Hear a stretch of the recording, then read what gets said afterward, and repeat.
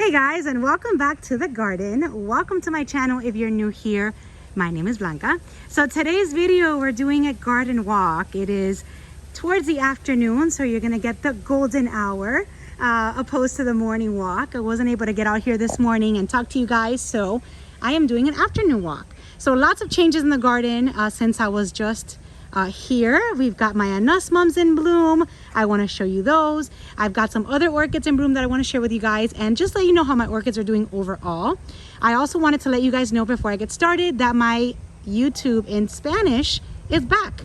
After a year, I decided to upload a video in Spanish on Sunday, and most likely after this walk, I will re-record in Spanish. So for all those Spanish speakers that have been requesting Spanish videos, you guys, that channel is back up and running, so take a look at that video if you're interested in seeing it in Spanish. All right, so first thing that I wanted to talk to you guys about was my Schomburkias. My Schomburkias newly attached on my palms. Let's see, update on these Schomburkias spikes, you guys. Look at this one. So this is a Microphilia. I don't remember. But this is the grandiflora, and look at the size of these flower spikes. If you guys are new to Schomburkias, you will know that, or maybe you don't know, their spikes get really, really long, especially this particular variety. I mean, these will probably grow around 4 feet, and they grow overnight. I say a few inches, because look at the size of this, you guys. I've got 3 over here. Now these Schomburkias are full sun, which is why, let's see, some of their leaves normally get a little bit dark, and it's already starting to happen to the ones that I have attached around my pool. So just letting you guys know that if you guys are new to mounting and you've mounted recently, you will expect to get some of the leaves burned. Now this is indeed sunburn, which is going to be on one side, and you know, this cannot be prevented if you are attaching orchids and mounting orchids. Hopefully the Spanish spots will help it a little bit, because they will get, you know, burned, which is normal. Normally they'll turn from green to purple, and that's just a sign that they're, you know, they're acclimating, they're out here, and that is going to happen. And Romy she was running away with all of these zip ties. All right, so you see what's happening over here, you guys. These have turned from green to purple, and even though I've tried to cover it with a Spanish moss, it still doesn't work. But you know what, this is normal. They will get this color. See, it's green on one side and more purple on the other. They're just starting to acclimate. I mean, the ones down there went through that, and then now their leaves are green. So we just have to be patient and have them just acclimate little by little. It's better that this happens to them now than in the summer, where they'll really get that really strong sun. So if you're starting to get purple leaves, that's just a part of having your orchids in full sun. So this is another Schomburkia right here, and look at these phals growing in there. Now I'm gonna go around. You guys are always scared that I'm gonna fall in the pool. Hopefully I won't. All right, so look at that flower spike. It's getting really tall. And the same thing goes for this one. I mean, I still see the leaves pretty green. Maybe she's not getting so much sun here, but this one is only on a hook. And if you're interested in the name, I know I don't have any flowers to show you, but this is the name of this particular Schomburkia. There you go, Schomburkia splendida with a Microphilia grandiflora. So you see how the grandifloras do have pretty long spikes.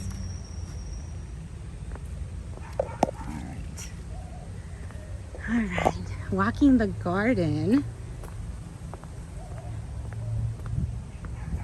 just making sure everything is doing okay. Everything is going to start blooming. Let's see how my newly attached Novelis are doing. They seem to be doing perfect. And this one that I attached with buds is almost in full bloom. So everything looks pretty good. I mean, I have some blooms over here that I haven't showed you that I just discovered. I've got my Oncidium Twinkle. She's starting to bloom, you guys. And my Oncidium Pacific Waters Paul Pride. There you go. Can you guys see that? Let me see if I can get behind the sun. Let's see, right over here. This is a Oncidium Pacific Waters Paul Pride. Pacific Waters Paul's Pride or Paul Pride, something like that. And here's another flower spike. And she blooms all the time. So I've got those two in bloom. My pineapple, look, it's gonna give me a pineapple soon. You know, I did relocate these pineapples over here because around the pool they were just getting too big and they were kind of in the way. And I was hoping that they would rebloom over here, and they are. All right, and then I've got a few flower spikes over here from my Sherry Baby. This is my Gumbo Limbo. Oh my gosh, look at this. There's one little bud on this Dendrobium anosmum.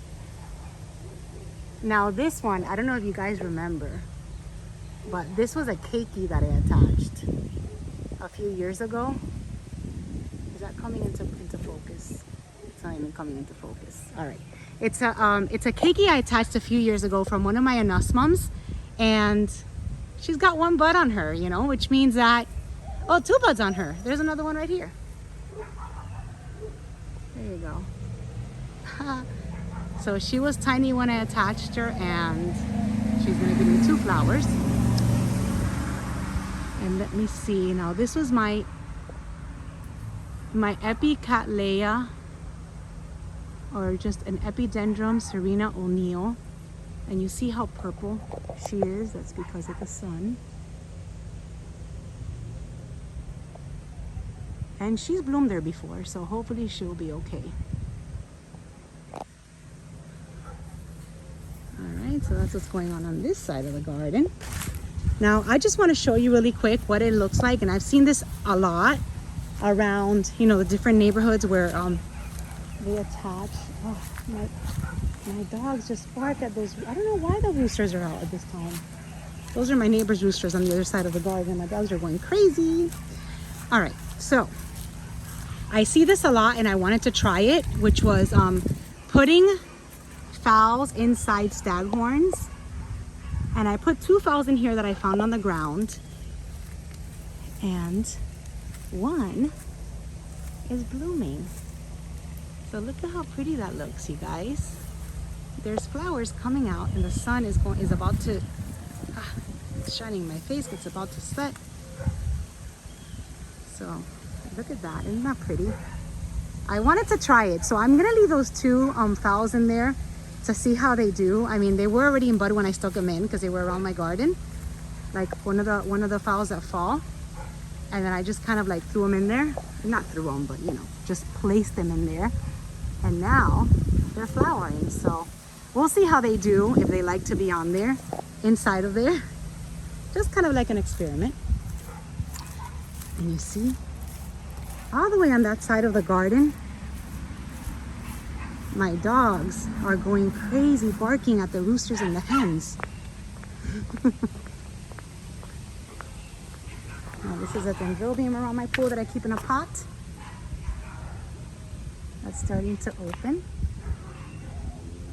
That's pretty. And then we're gonna make it over to the orchid section. So let me just get my dogs out of here. Hey, you guys need to stop. So look at the neighbors. You see all of the hens? Those are the ones that are always singing in the morning. Those are the hens in my neighbor's house. Hey, you guys. So, there you go. My husband to the rescue. All right, you guys. So, update on how my Cattleya is doing after being in bloom. for a week. She still looks good. She has a little bit of, you know, aging in her petals because being out here, she does wither faster. And everything, you guys, is just new growths everywhere. Look at that. There's new growths. There's new growths. My Sherry baby. All right. Now let's get into my orchid section. Let's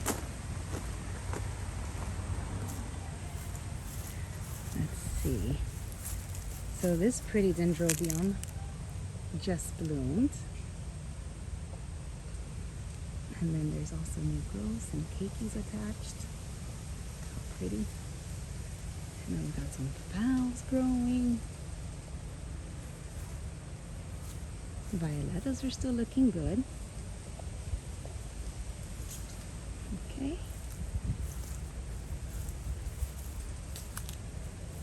Oh, this is a brand new bloom right over here, you guys. This is a Vanda.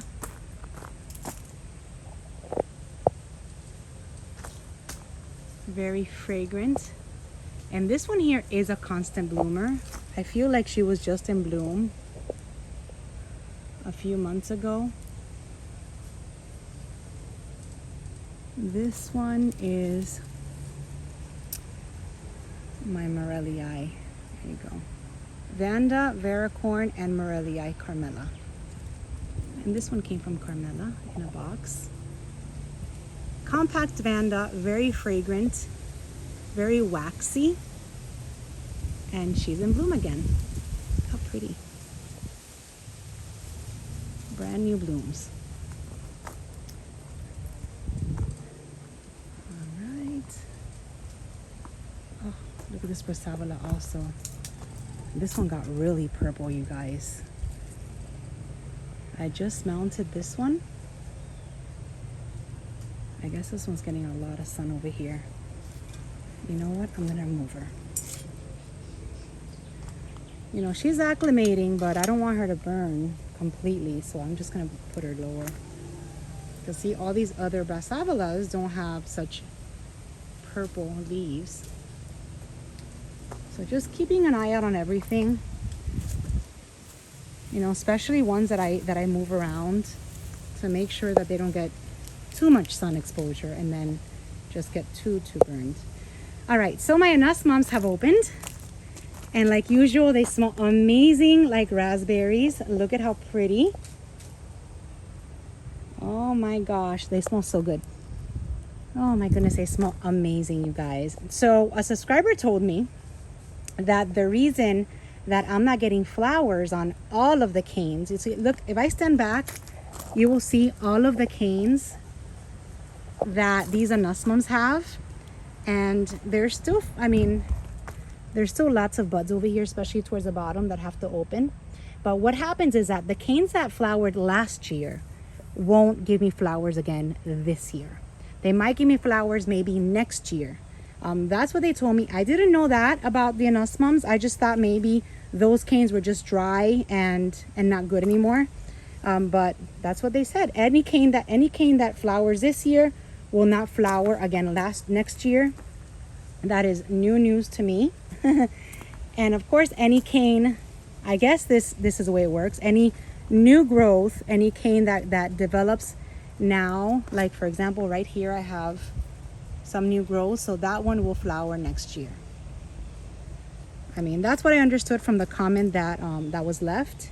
Please correct me if I'm not correct, if I'm mistaken, because I don't want to give you guys misinformation and then I'll just correct it in the comment section. Or maybe there's information in the comment section, hopefully after this video, where you guys will correct me and get the right information. But I think that's what I understood. Canes that flowered last year, oh no, they're turning on the radio, that's not good. Canes that are flowered last year won't reflower this year. I need to hurry up because my back neighbors cranked the radio, and then that's not going to be good for this video. So the flowers have opened on my beautiful pom-poms. Maybe they hear me talking and they do that just to maybe I'm talking too loud.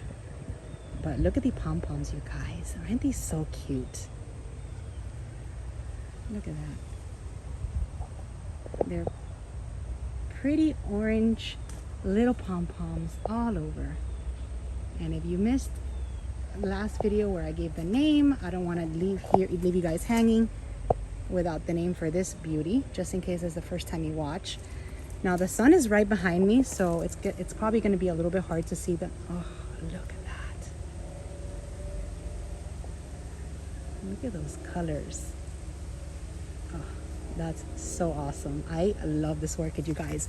This is the Dendrobium bullianium from Smiley. That's her information if you guys want one for yourself. That's the orchid, how it's done. This one is still needs to flower, but I'm sure it's going to be amazing too. There you go. Oh, okay. I won't leave you hanging with this one, even though I showed her last video. There you go. So pretty. All right. So aside from the anosmums and how the orchids have opened and the Vanda over that I showed you, I don't think there's any other blooms that I haven't talked to you guys about in the recent videos. So just wanted to come out here, walk the garden, see how my orchids are doing. It feels weird not to walk the garden in the morning before I go to work. But I was a little bit busy this morning with my candles, so I had to work a little bit on that, and I couldn't come out here and look at these beautiful blooms. Oh my gosh. So it's almost 6 p.m. and this smells amazing, you guys. This Vanda denisoniana smells so good. I cannot get tired of showing her. And that's it. This is what's going on in the garden. We're getting some peduncles on the Hoyas. This is what's going on in the garden. Hope you guys have a wonderful week, a wonderful start to the week, and I will chime in later on this week. Now I did want to tell you that towards the end of the month, the 26th of March, Ophi just sent me a message that they're going to be hosting another show. So I will be giving you more information once I know and I find out who's going to be attending. If you guys want to come down to Homestead, if you guys want to come down to Miami to visit, you can go to Ophi's orchid sale on March 26th. That's going to be the next show. So in about a month, a little bit less than a month, is going to be the next show that Ophi's going to be hosting. So hopefully I'll be able to go to that show and I will bring you guys with me. That is the next orchid show for me that I know of. That's happening now in the next few weeks. So thank you guys for watching. I'm going to start this all over again before the sun goes down in Spanish. So again, if you are a Spanish speaker and you prefer to see this video in Spanish, I will be doing the video and uploading that one as well today. So thank you guys for watching. Have a wonderful one, and I will see you soon. Bye-bye.